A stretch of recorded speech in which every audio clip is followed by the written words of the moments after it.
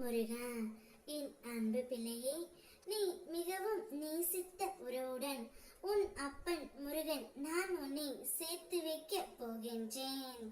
நீ எந்த அளவுக்கு சிரமத்தின் எல்லைக்கு வந்தாலும் என்னை நம்பி பிடித்துக்கொள். நான் உன்னை ஒருபோதும் கைவிட மாட்டேன்.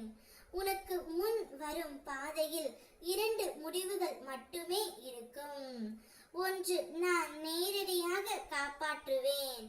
இன்னொன்று, அந்த சிரமத்தை எதிர்கொண்டு வெல்லும் வலிமையை உனக்கு கற்றுத் தருவேன். இரண்டிலும் உன் நலனும் உன் முன்னேற்றமும் தான் இருக்கின்றது. உன் உள்ளத்தில் என்னை நினைத்து நீ முன்னேறிக் கொண்டே இரு பிள்ளையே. உனக்கு துணையாக எப்பொழுதும் இந்த முருகன் நான் வருவேன். உன் சிரிப்பிற்கு பின்னால் என்ன இருக்கின்றது என்று எனக்கு தெரியும். உலகம் உன்னை பார்த்து இவருக்கு என்ன குறை என்று சொல்வது நான் கேட்டு இருக்கின்றேன்.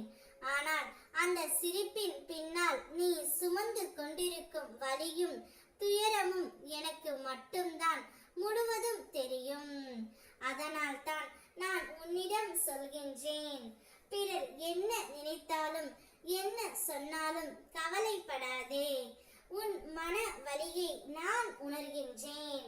உன் கண்ணீரை நான் பார்த்து கொள்கின்றேன். நீ ஒருபோதும் தனியாக இல்லை என் பிள்ளையே. என் கரம் எப்போதும் உன்னை தாங்கி காப்பாற்றிக் கொண்டே இருக்கும். நீ இப்போது உன் உயிருக்கு உயிரான உறவை பிரிந்து கஷ்டப்பட்டு கொண்டு இருக்கின்றாய்.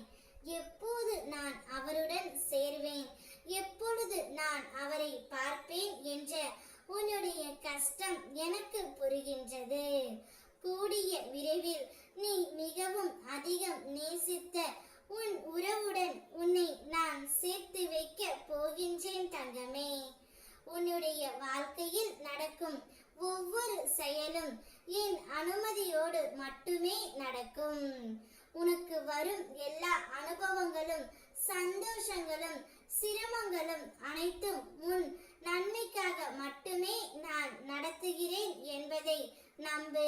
உன் வாழ்வில் உன் நிம்மதியையும் முன்னேற்றத்தையும் உருவாக்கும் ஒவ்வொரு சந்தோஷமும் என் ஆசீர்வாதத்தால் உருவானது.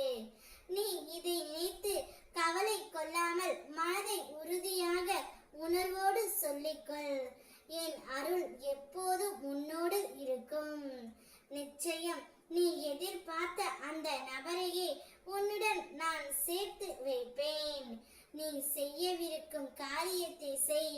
தடைகள் எல்லாம் நீக்கி உனக்கு சாதகமாக நான் அமைத்து தருவேன். ஓ முருகா.